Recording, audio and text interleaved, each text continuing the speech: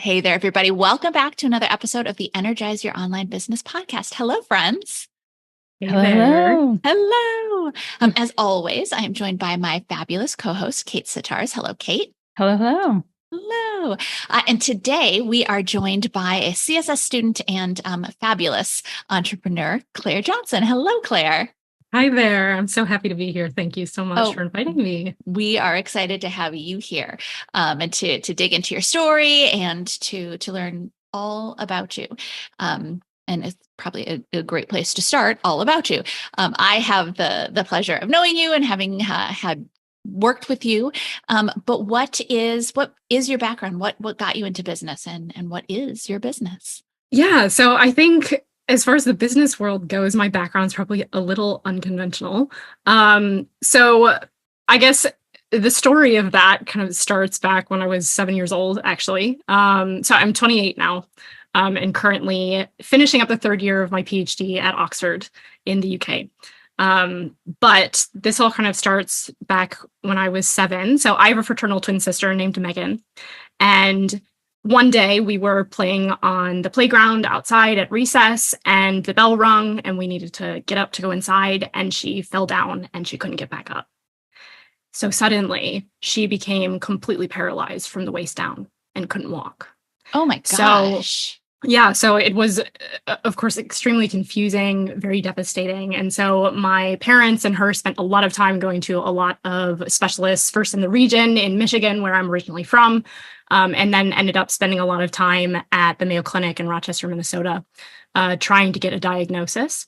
And so she was eventually diagnosed with something called, wait for it, chronic inflammatory demyelinating polyradicular neuropathy, or CIDP, since that's a mouthful.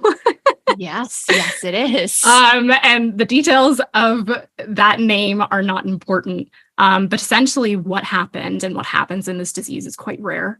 But essentially the immune system, instead of targeting foreign invaders, viruses, pathogens like it's designed to, instead something goes wrong and it attacks itself instead. It starts attacking the body. And in this case, it attacks the nerves.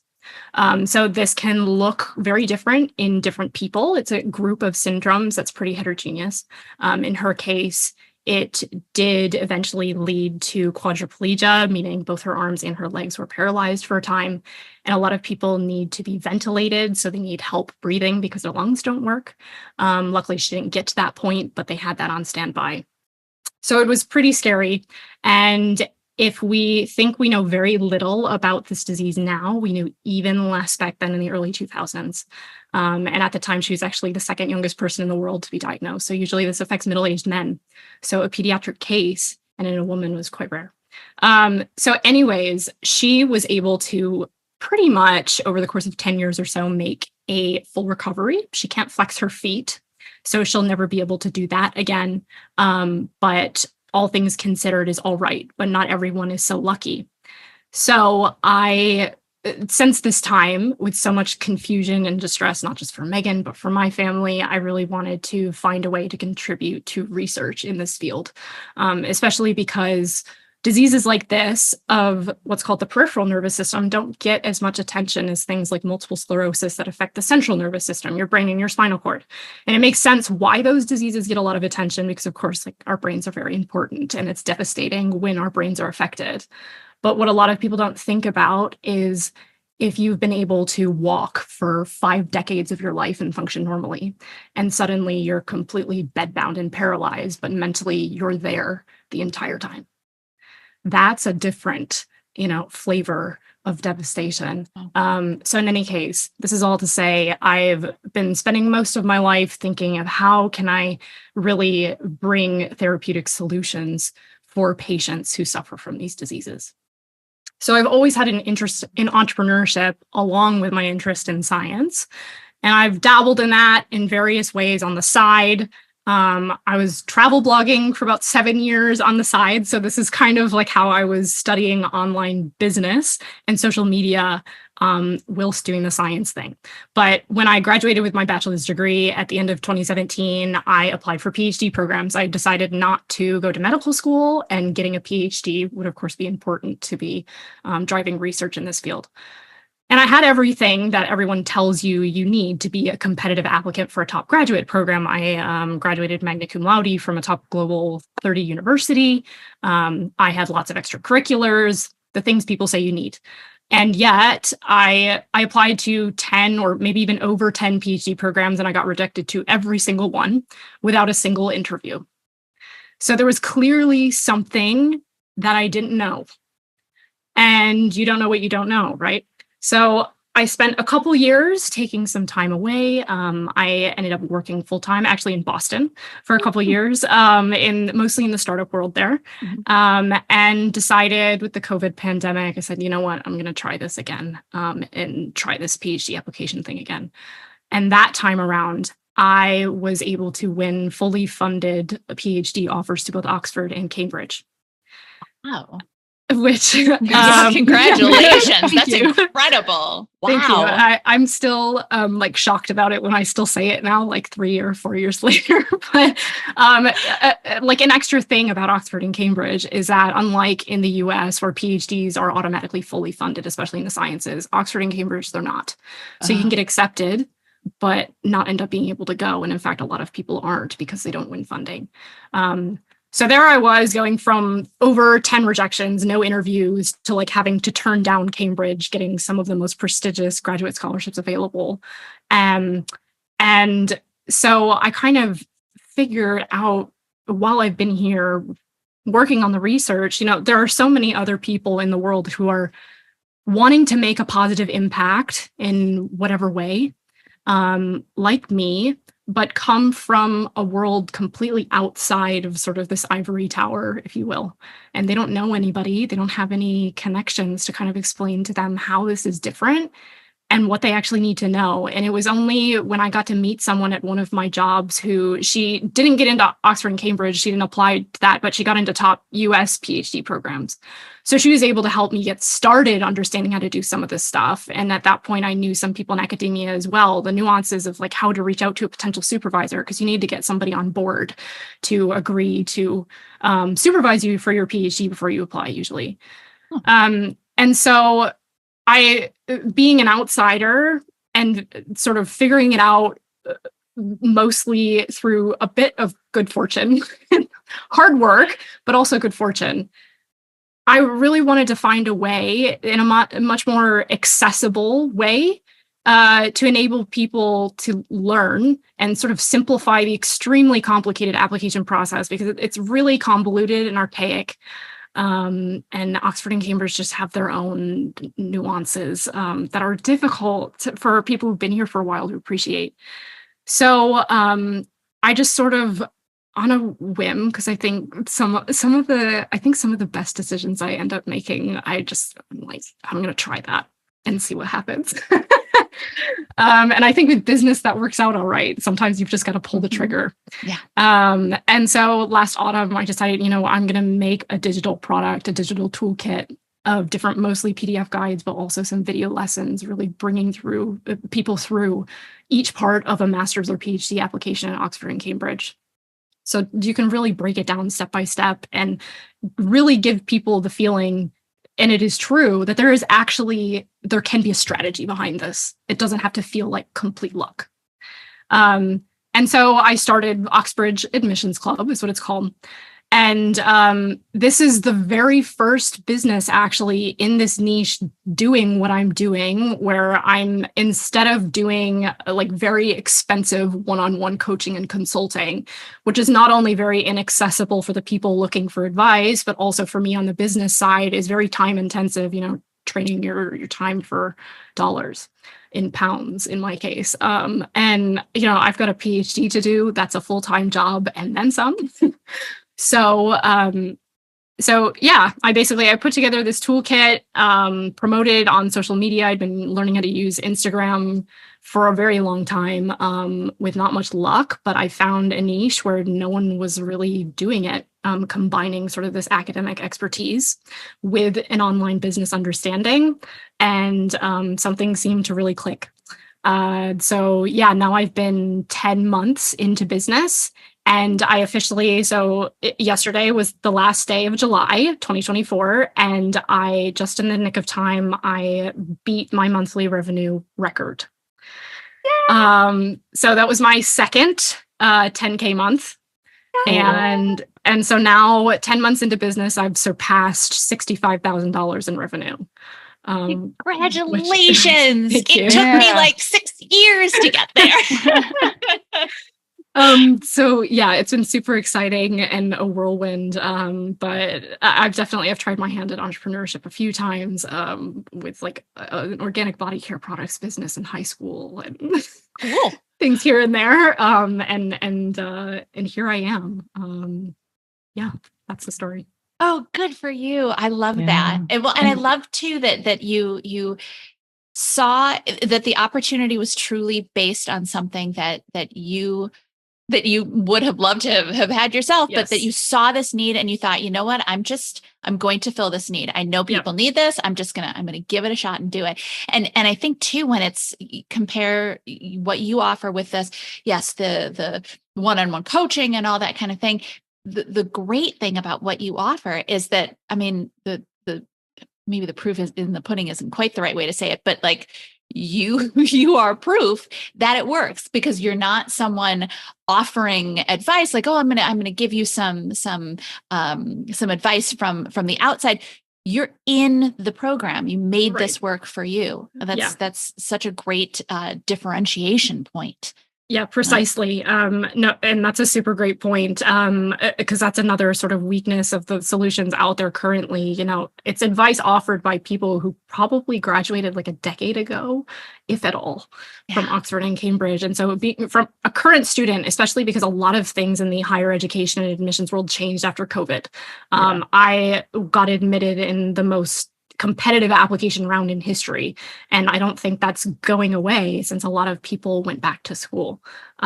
So yeah, that's also like certainly a strength of it and something I wish had been around. And it's more personal too, because I sell to mostly Gen Z. And I'm on the millennial Gen Z cusp, but I have an older sister. I am definitely a millennial. I identify with that. I can't pretend to understand a lot of things about Gen Z, including their consumer behavior. But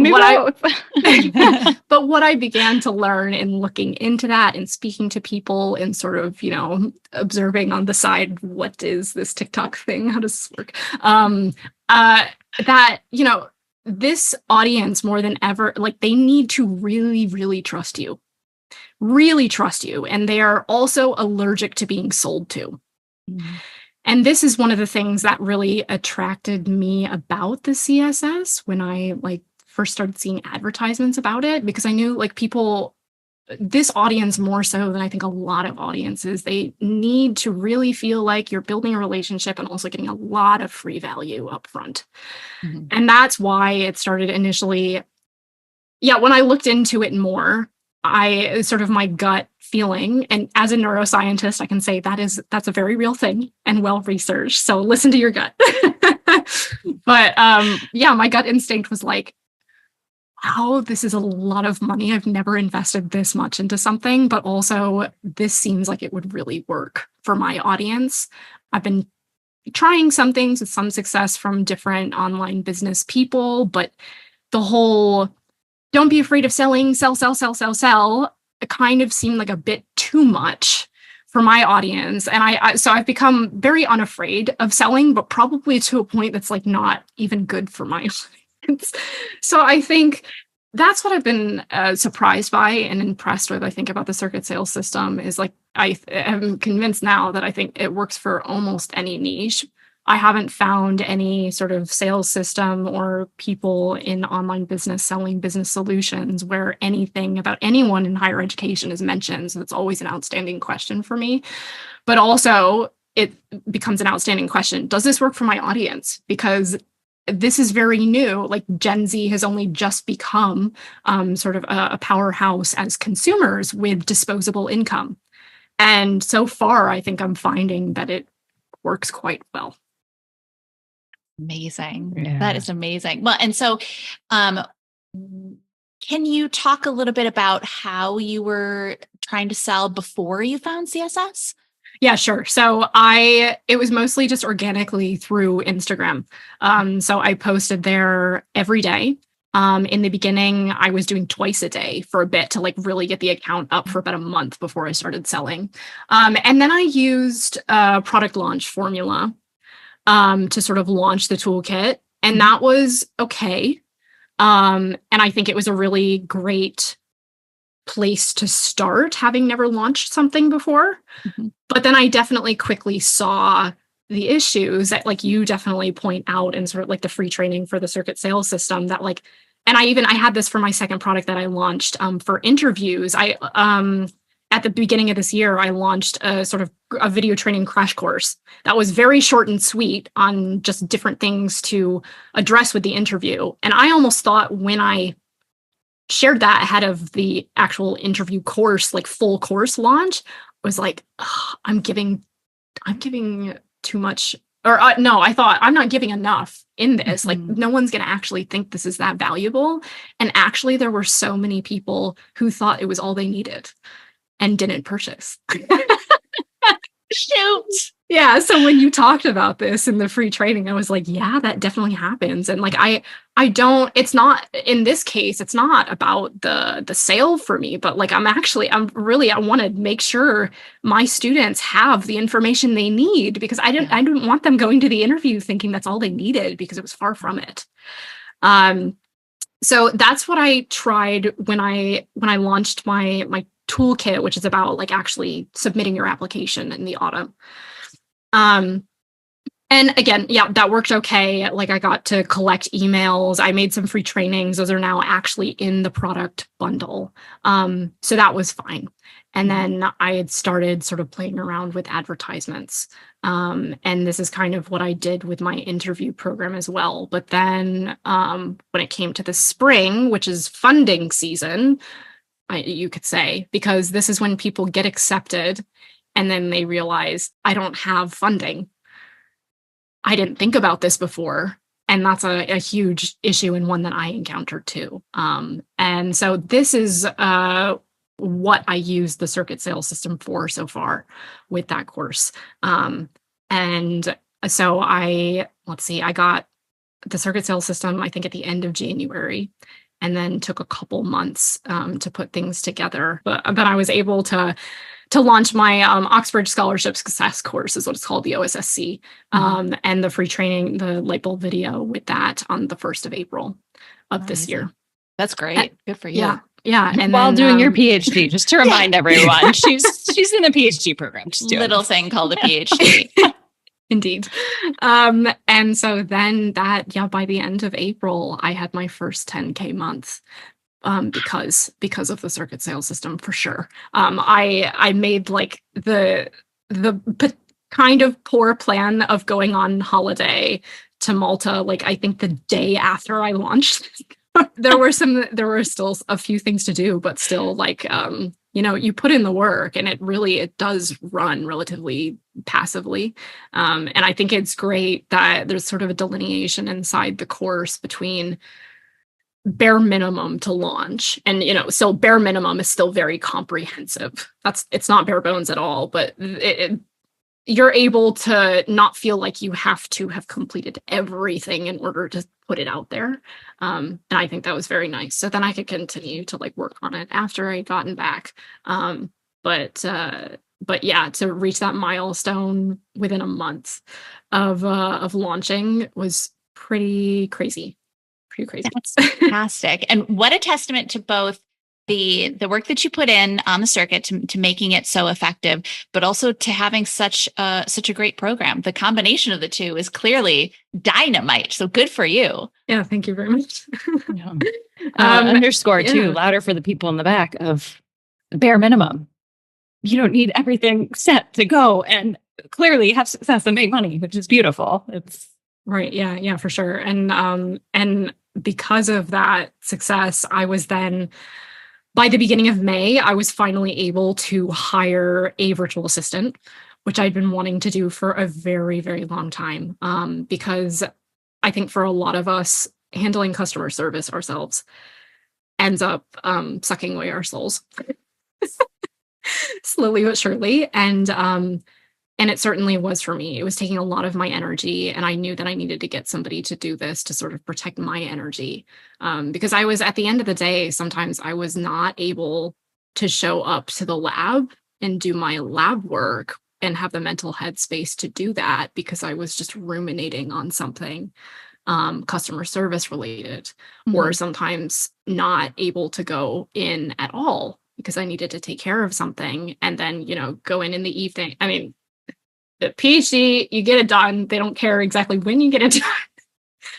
But in any case, hiring a virtual assistant was amazing. And I was very intimidated about hiring my first person, which I think everyone is. And I put it off for a bit.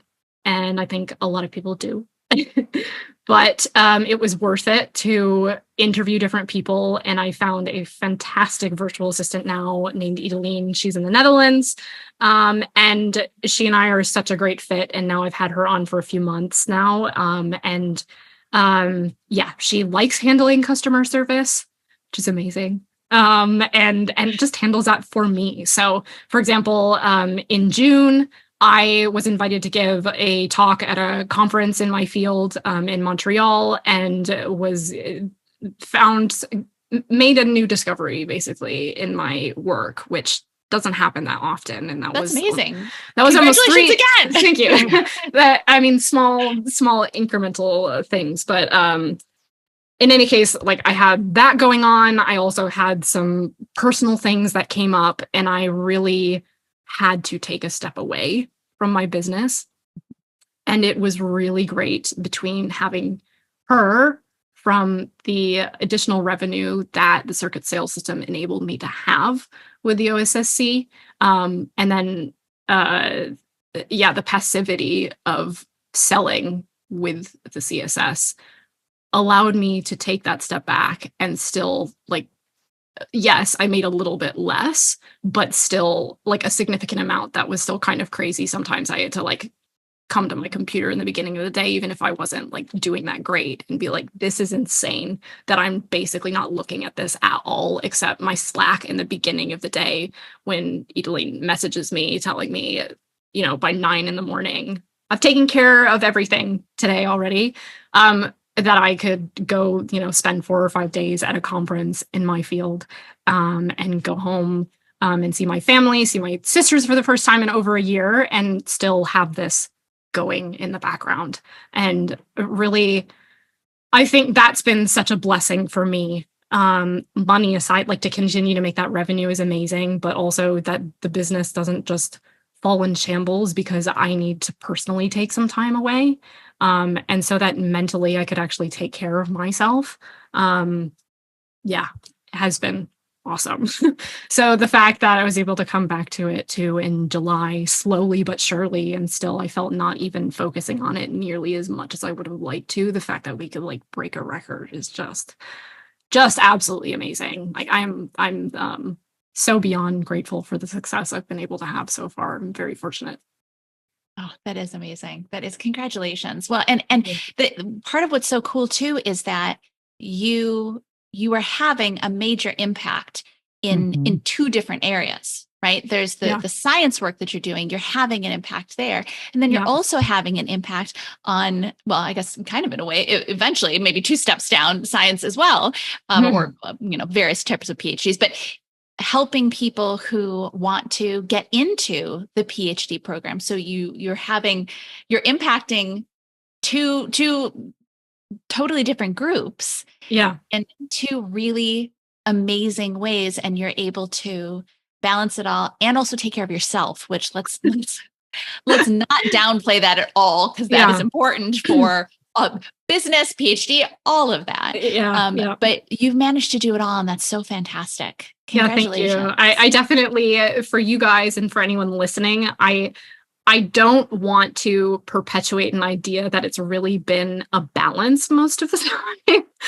It definitely, and I think that was something important for me that I slowly realized when I started the business. I was all in, and I really wanted to make it work, but there is sort of this idea that's very popular that goes around about passive income, make money in your sleep. And like, eventually you can get there for sure, but it is going to take a lot of hard work at first, and it is not going to be balanced. It's not going to be balanced. And I think I had sort of an idea that, or subconsciously at least, that it could be, and it just wasn't.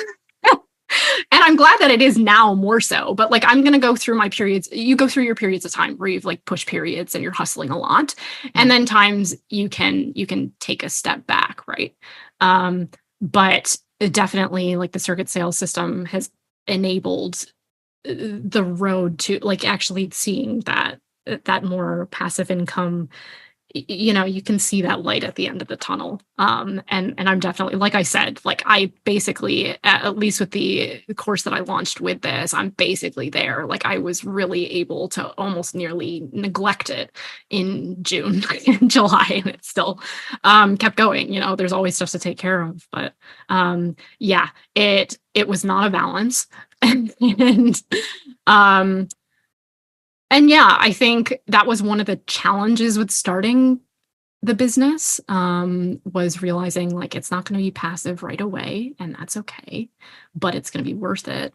But also something I encountered that I didn't really hear anyone talking about, and maybe this is just part of having such like early success that I had.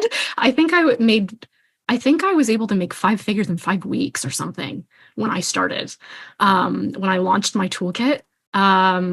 So I basically was kind of suffering from like overactivation of my nervous system.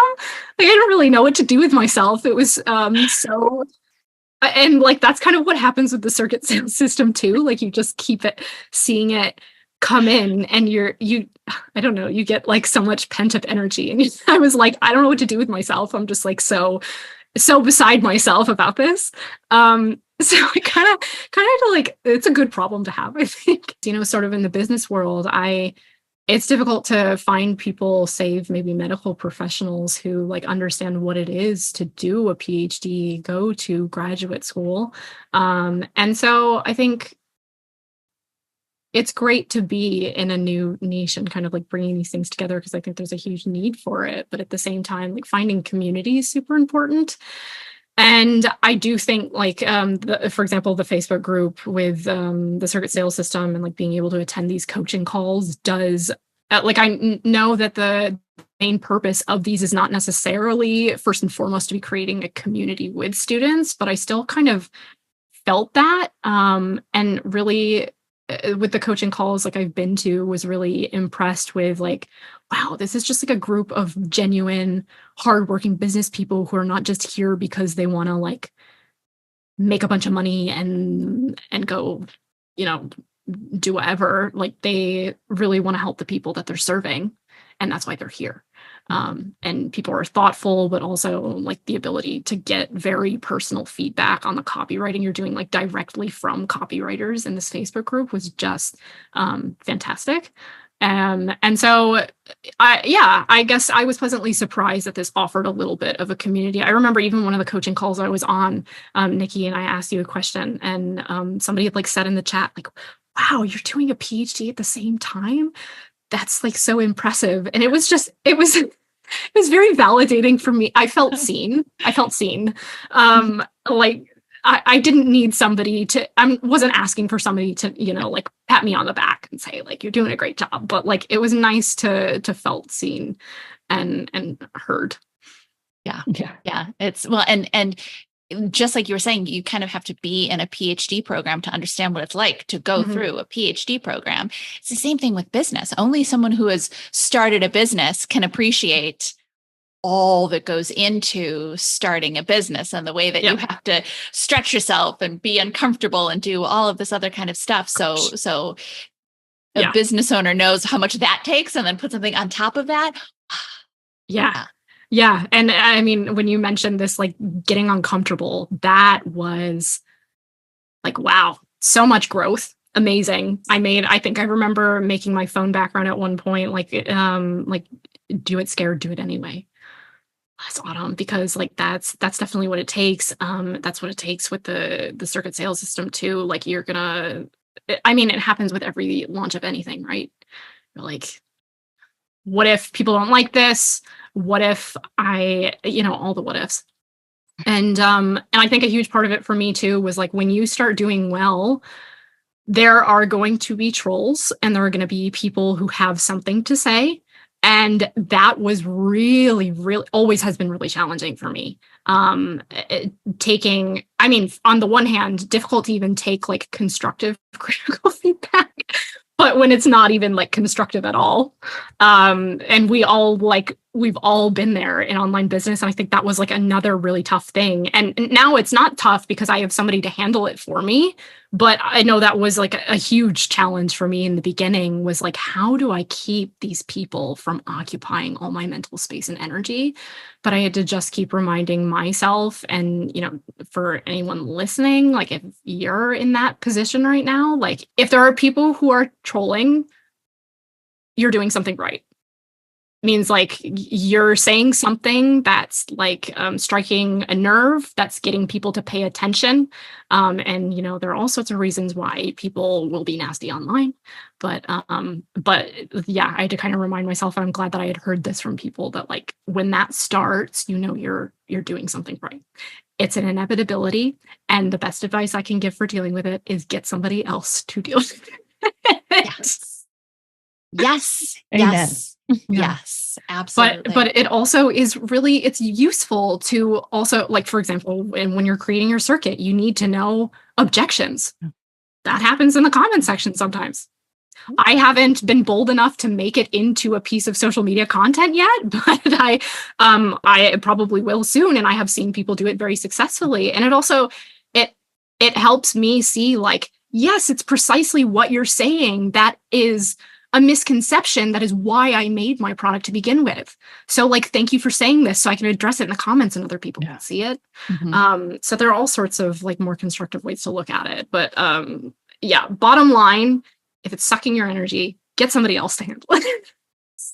Yes, yes, yes. I could not possibly agree more. I think sometimes people initially think, well, I'm going to save the money. I can do it myself. But I absolutely agree. Nothing takes me out in my bit. And it's not silly because obviously so many of us experience it, but it seems like it should be silly that a stranger, someone I've never met, who maybe now we know about bot farms, maybe doesn't even exist, but like that someone posting something on a comment on an ad will take me out of commission for hours. Exactly. Hours. People send in all kinds of wonderful notes and, oh my gosh, thank you so much. I have wonderful conversations like this. And and you feel good. And I'm sure your students have sent you back like so much gratitude and, oh, these are my successes. And that's so wonderful. And thank goodness for those. And we save those. But it's amazing the way a random comment from a complete stranger will just knock us out for me personally for hours. So I agree. You have to protect yourself. Yeah, absolutely. And I think it was super helpful. You actually had, I believe, a video dedicated to this inside the course. And I was like, this course is fabulous, but this is potentially the most helpful video in this course because I really hadn't seen somebody talking about it yet. That like, this is what you're going to encounter. Here's what to expect. Here's kind of like what to start thinking about, what to do about it. But yeah, you're absolutely right. Like, and I save screenshots of successes so I can use them as testimonials, but just to like have a folder of them. And I mean, I forgot to mention, I've now helped over 700 students from over 70 countries around the world. And that's the reach that I've been able to have with the assistance of the circuit sales system. And I think that's just absolutely amazing because like, forget about the sales, the fact that like, I love that I'm helping make this, what can be a very inaccessible, closed off world, more accessible to like all of the really amazing, deserving people out there who really want to make a positive difference and they want to be here for the right reasons, but it's possible like they just didn't know the right thing. They didn't know the right time of day to reach out to a potential supervisor so that they actually see the email and respond. They don't know when to work on what. They don't realize like, oh, my personal statement is not for me to wax poetic and tell a super engaging story, but like figure out a way to do that, but also show why I'm the perfect fit. Stuff like that can be quite simple, but makes all the difference for people. And it made all the difference for me. And yeah, we don't want to necessarily acknowledge it, but still a name like Oxford or Cambridge can really give you such a leg up when it's crucial for you to have a higher degree. And of course, like so many people, maybe I could argue most people don't need a graduate degree to be achieving their career and their life goals. But for a lot of people, like medical scientists, engineers, economists, etc., like that's an important degree. You do need to pursue further higher education. And having a name like Oxford or Cambridge behind you, if they're the right fit for you. And that's what I always emphasize with my students. You shouldn't be applying to Oxford or Cambridge for the name and the prestige. These are the wrong reasons. And most of the time they're going to see through that. But if it's the right fit for you and it happens to be Oxford or Cambridge, that name, we can't deny the fact, like you're going to carry that with you the rest of your life. And it is going to get your foot in the door in so many different places. I don't like that that's the case. I don't think that that's fair, but that's still the world we live in. And so I want to help people. And I think I am helping people navigate that. And that is just so fulfilling. So fulfilling. I didn't anticipate really pursuing business in higher education. It was not something I'd really considered before. But yeah, to see these messages come in where people are like, I got rejected last year and now I've got like full funding for a PhD program at Oxford thanks to you. Or like, I was so nervous about the application process and I was so confused and you just laid out everything and you are such a blessing and I got in and I start this fall. Yeah, just amazing. That's all I can say. Yeah.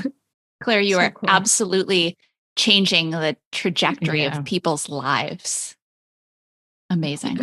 Yeah, I guess so. When you put it that way, I hadn't thought about it that way. Not to mention also with your PhD program, going to change lives. So like, it's so cool. It's like you've cloned yourself, though. How cool is that? You know what I mean? Like, I suppose so. Like, yeah. And I guess that was something I wanted to say before too. The passivity that the circuit sales system allows you to achieve also works really well for people like me who are what are called multipotentialites. And what I think that's the title of the book. Actually, there's a book about this that I read earlier this year. But it's basically for people, if you haven't heard about it before, the concept.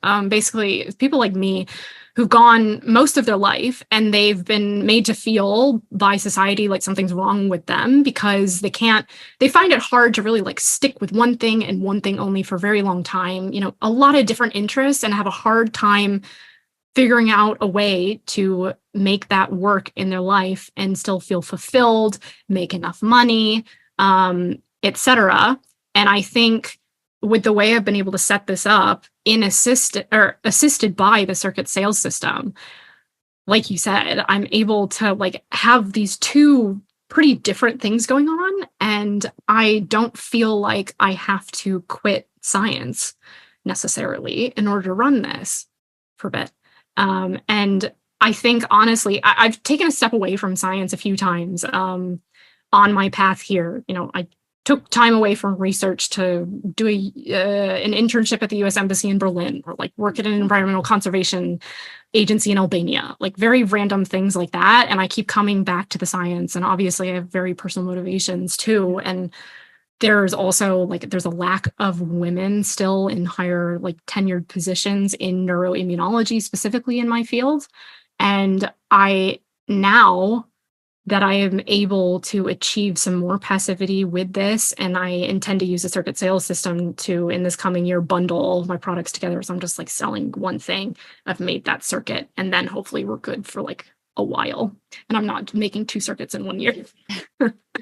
It allows me to go to the lab and actually focus on it every day, and then I can come home and take care of this stuff, but it's still not like, it's not consuming my life like it was before. And yeah, like you said, make an impact in both of these ways that are different, but I can be satisfied in so many different facets, and satisfy my multi-potentialism and not feel like I'm really dropping the ball as much. So cool. Well, Claire, I have one really important question. Yes. And Kate, maybe it's the one you were about to ask. How are you celebrating all of these wins? Yeah. Because I really, really hope that you are. As we, I mean, you probably, you know this just from life in general, but as we're all chugging along and we get to a goal and then we're like, all right, I'm done with that goal, and then on to the next one. It becomes very easy to just watch that goal go past and be like, great, I did it. How are you celebrating? This is so true. And I'm glad that you asked that question, because it's also a tendency in my academic world where people get like a really important publication. They're like, okay, moving on. And no one I had a breakthrough in my field, but all right. Yeah, on to the next one. That is really precisely what it is. And I also like, it's kind of funny. Like also in Britain, British culture is like even more, yeah, kind of repressed in a lot of ways. So people just really don't feel like they can celebrate things. So I've been like helping people do that in my group, or giving them a feeling that they can by showing them that I'm doing it. But I still, yeah, it's really important. So for example, last autumn when I reached 10,000 Instagram followers, like within the first month of launching my account, like I got a cake, had like 10K on. I'm pretty sure I had it in like my pajamas with my housemate or something. But yeah, I guess like, you know, I'll go have a drink, or I'll take like I'm leaving for Portugal on Monday for a week.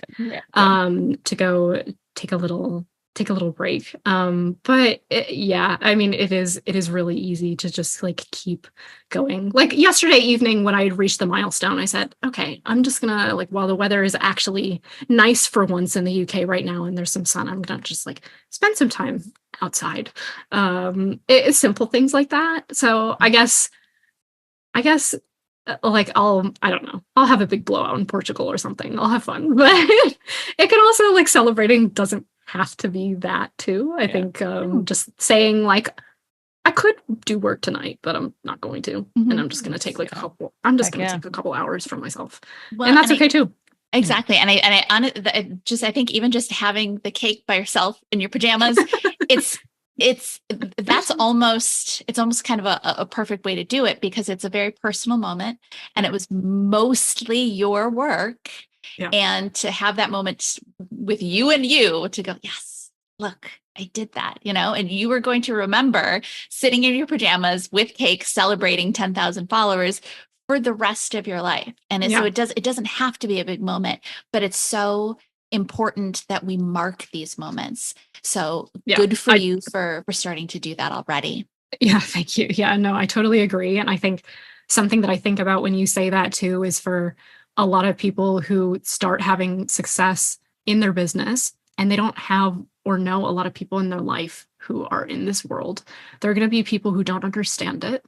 There are going to be people who hear you made a ton of money and their knee-jerk reaction, even if they don't tell you it, it's going to be jealousy and being angry at you and feeling like, oh, they're just selling things online. They shouldn't be like allowed or able to do that. Notice who I've made a point to kind of like notice who those people are or would be. And in the same way about protecting your energy, like, okay, maybe those are not the people that you choose to go out to drinks with. Like, do I want to shout this success from the mountaintops sometimes, the mountains that don't exist in the UK? Yes, but as you should. But I know also not everyone wants to hear it, and that's okay. I don't not share it with everyone because of that, but because I also need to protect my energy in that way, and not everyone's going to understand it. And that's okay. And that's what being in business so far has also taught me. Not everyone's going to like me. That's okay. It doesn't have to be personal. It doesn't mean anything bad about me. We're just not the right fit. And that's okay.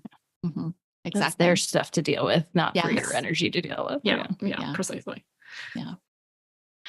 Claire, this has been so amazing. I love your story. I love everything that you're doing. I'm so impressed by everything that you're doing. And thank you for sharing all this. But I'm yeah. still hung up on your sister's story. Jeez, and how you got hit. Like, gosh, she's a fighter. Like, she's definitely, she's my inspiration and she's my biggest cheerleader. And hasn't been able to do a lot in her life because of some of the disability she's been left with from CIDP, but she hasn't for a second sat there and been envious of me. She sits there and she cheers me on. She was diagnosed with cancer 5 or so years ago, and like she beat that.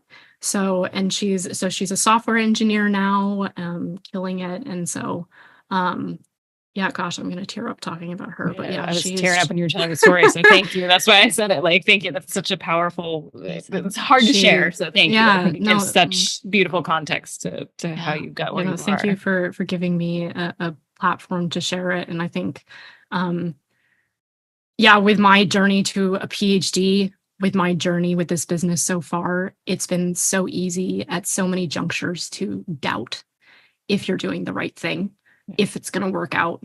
And I've just continually found again and again that if you truly believe this is what you want to do, if you truly believe this is going to help people and serve them, and you're listening to your gut about it, that one way or another, eventually it is going to happen. It's going to work out. And it could take many twists and turns to get there. But once you do I shouldn't even say get there, because that implies that like then it's over. It's a constant journey and path that you walk that changes. But it's going to make complete sense to you looking back why it happened exactly the way that it did. So why spend time now getting hung up on, is it going to work out? It's going to work out. Just trust it. And I have to remind myself of that every day, even these days. It's harder to believe it some days than others, but I truly believe. And then like, definitely my business, my research, my twin sisters all taught me that. Ugh. This is so beautiful. I'm listening to you and I'm like, how quickly can we release this episode? I want everybody to see this. I want everybody possible to see this immediately. This has been so wonderful. If someone is listening and they maybe they have been considering applying to Oxbridge, or more likely they know someone who's interested, how can someone find you? What's the best way to follow you? Yeah, so they can find me on Instagram at Oxbridge Admissions Club, or my website, www.oxbridgeadmissionsclub.com. And especially my website, people can find not only these bundles that I offer and free trainings and free tools, but also a little bit more about my story. Obviously, like we've just heard a lot about that here today, but also, for example, my department made a promotional video in my first year of my PhD, and I was featured in one of those. So just, to see also like, I am a student at Oxford. There can be a lot of doubt about, or we do get messages like, is this a scam? And we want to help put that to rest. And a lot of people don't know. I think that story as well as that video are up on my website as well, so they can go and check that out. And we've got contact information if you've got questions. So those are two of the best places to find us and reach us. Excellent. We will put the links to all of that below in the show notes so people can find it quickly and easily and get right to it. Yeah. But Claire, I thank you so much for sharing your full story and being just so open.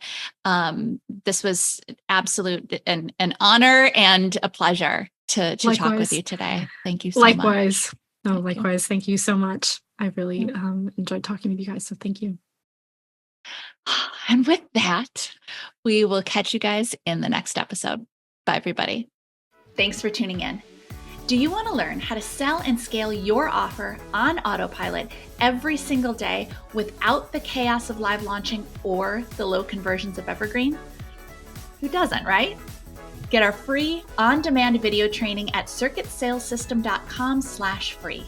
And of course, don't forget to subscribe to this channel to make sure you never miss a video. We'll catch you next time.